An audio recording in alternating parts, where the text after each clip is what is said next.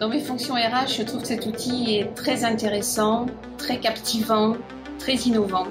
Il permet de mettre le collaborateur en situation et vous conviendrez qu'être acteur de sa formation est plus intéressant que de rester assis sur sa chaise. Et puis, c'est un outil que nous pourrons amener sur nos salons, dans les écoles, pour présenter nos métiers Vinci. Et je reste persuadée qu'au-delà du fait qu'il développe le savoir-faire, c'est un outil qui développe aussi le savoir-être, qui est un élément indispensable de nos métiers de service.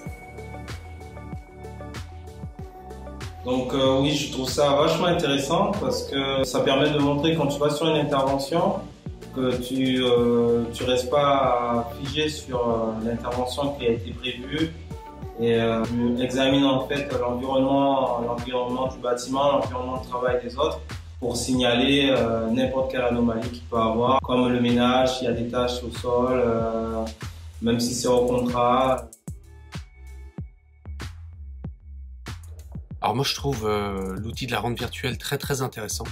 parce que ça va me permettre en ce qui me concerne de matérialiser un petit peu tous les éléments qu'on peut transmettre aux collaborateurs, que ce soit des nouveaux collaborateurs qu'on accueille lors justement des accueils qui sont standardisés,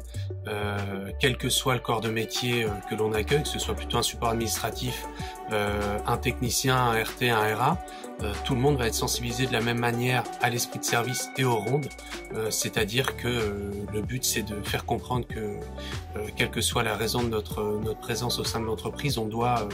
lorsqu'on tourne sur un site ou qu'on évolue dans un environnement de travail, rester alerte,